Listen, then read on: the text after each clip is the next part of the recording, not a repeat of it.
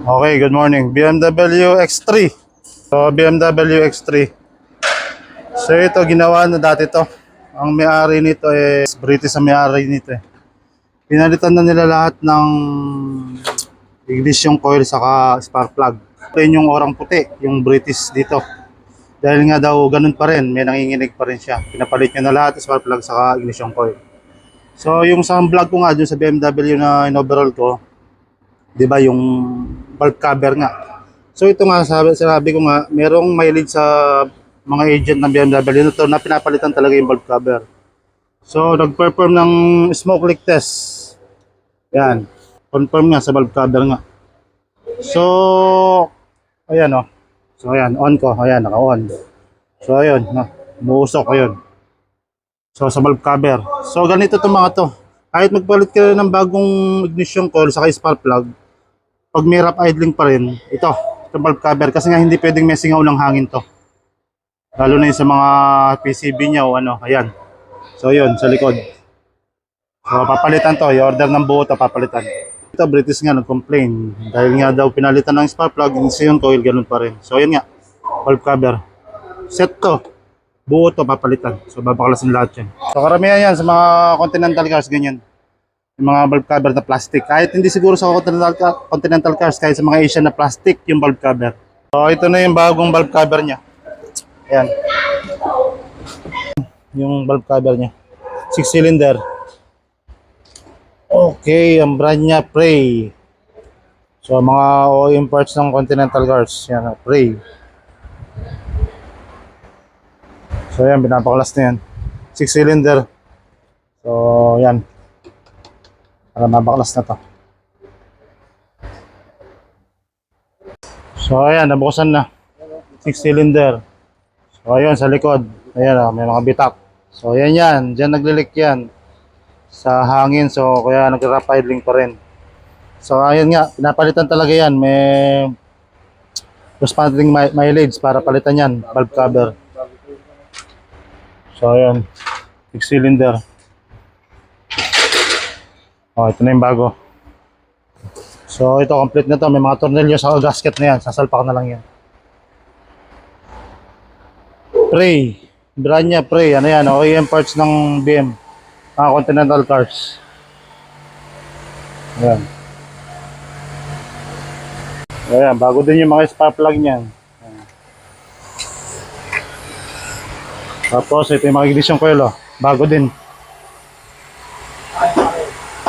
So, rough idling siya, misfire pa rin, yun nga.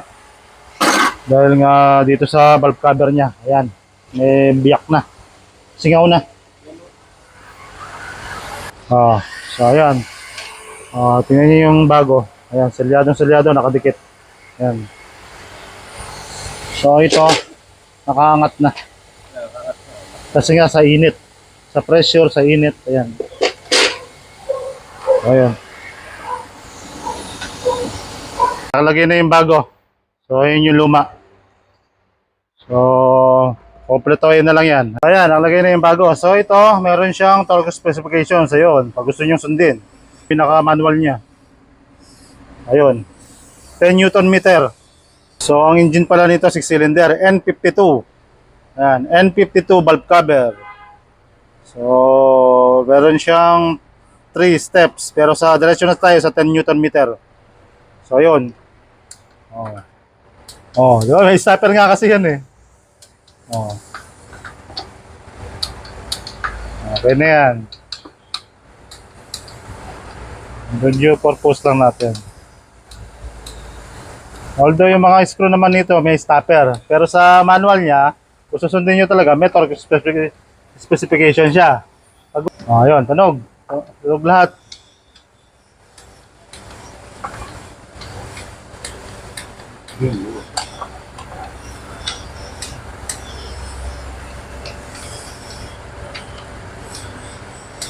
So ayun, so okay na lahat, na torque na lahat. So ayun,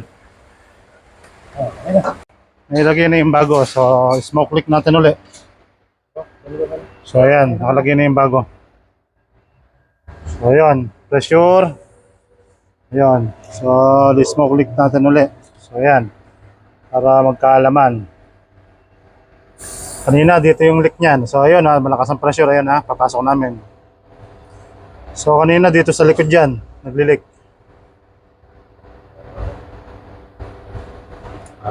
Oh, so ayan, clear na. Wala na.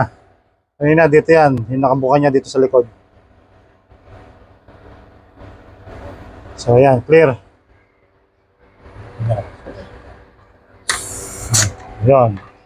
Ayan. So, may pressure na siya. Sa loob ha, may pressure yan. Pagka binuksan nyo yung pillar cap.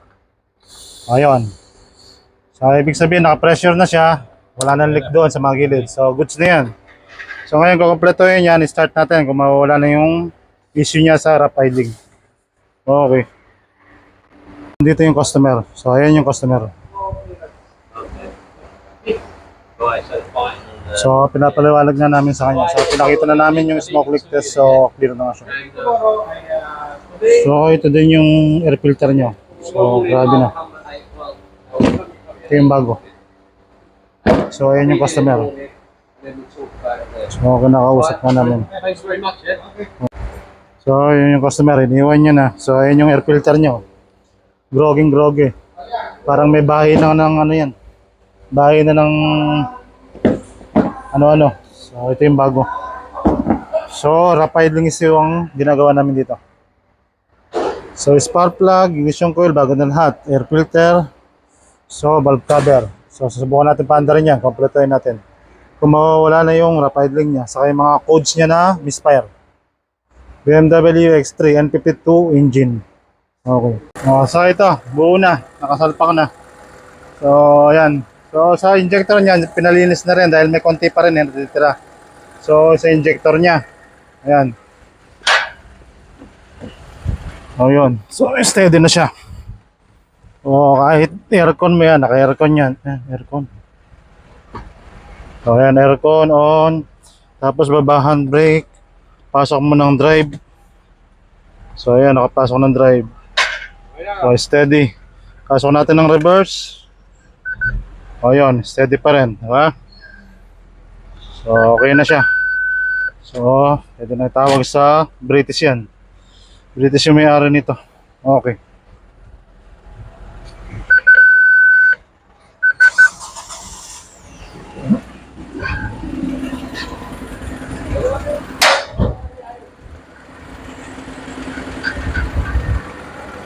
Okay. Ayan.